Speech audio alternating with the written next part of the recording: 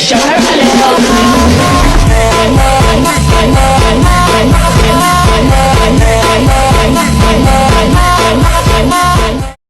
Assalamualaikum warahmatullahi wabarakatuh. Perkenalkan, saya Lulu Ilaili Azmi dengan NIM 2110101080014. Di sini saya dari kelompok 7 akan memaparkan materi tentang sistem penentuan kelamin. Nah, di sini saya mengambil tema kelainan kromosom kelamin pada studi kasus sindrom Klinefelter. Sindrom Klinefelter ditemukan pada tahun 1942 oleh Profesor Harry Klinefelter. Saat ini telah ditemukan sekitar 500 sampai 640 pria yang mengalami sindrom Klinefelter. Nah, apa sih sindrom Klinefelter itu? Sindrom Klinefelter adalah penyakit kelainan genetik yang dimana anak laki-laki memiliki salinan kromosom X ekstra. Maksudnya, di sini anak laki-laki memiliki 2 kromosom X. Hal ini terjadi karena adanya gangguan meiosis atau pembelahan sel ketika pertemuan sel sperma ayah dan sel telur ibu, sehingga kromosom bisa menghasilkan 2 kromosom X dan 1 kromosom Y. Jadi, sindrom Klinefelter ini adalah suatu penyakit kelainan genetik yang tidak diwariskan dari orang tua. Ada beberapa faktor yang menjadi penyebab penyakit sindrom Klinefelter. Yang pertama yaitu kesalahan acak yang menyebabkan kelainan genetik.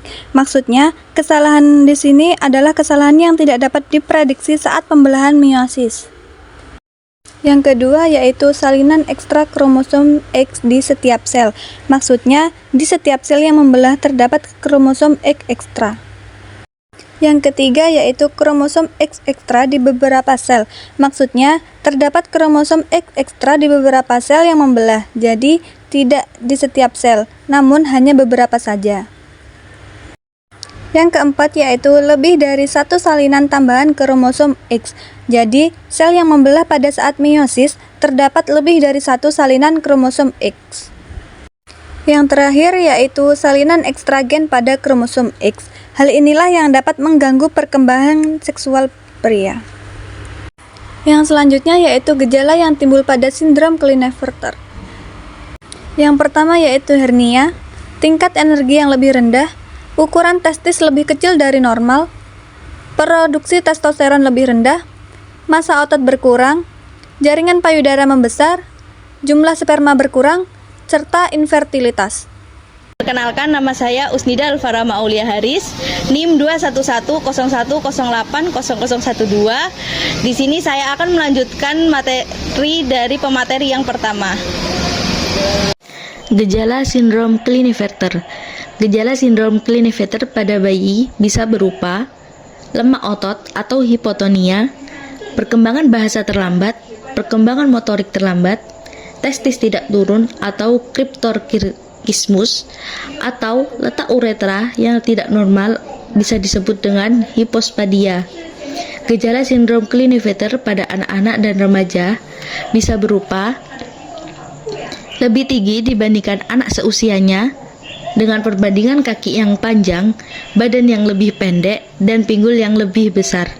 Masa pubertas terlambat, tidak sempurna atau tidak terjadi, dengan tanda-tanda seperti buah zakar atau testis lebih kecil, penis lebih kecil, dan rambut kemaluan lebih sedikit.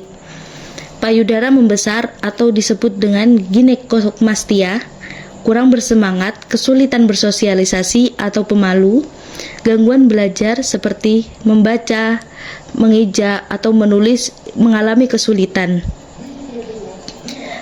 Gejala sindrom Klinefelter pada dewasa bisa berupa jumlah sperma rendah atau sperma tidak ada, bisa disebut dengan azoospermia, ukuran testis dan penis yang kecil, disfungsi seksual atau gairah seksual, libido yang rendah, lebih tinggi dari laki-laki pada umumnya, osteoporosis, massa otot kurang dibandingkan dengan pria lain, pembesaran kelenjar payudara atau bisa disebut dengan ginekomastia pada pria.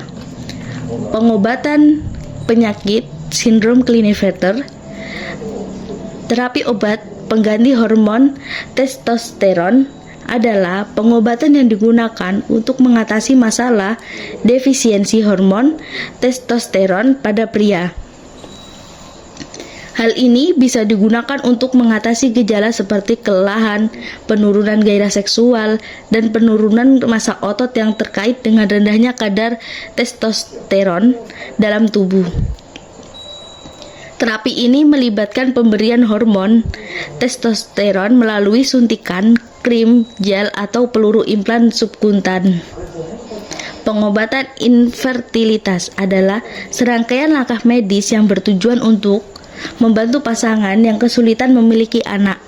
Hal ini dapat mencakup pengobatan, obat-obatan, pembedahan untuk mengatasi masalah anatomis atau teknik reproduksi bantu seperti fertilisasi in vitro, IVF, pengobatan infertilitas tergantung pada penyebab infertilitas, baik itu faktor pada pria, wanita, atau keduanya.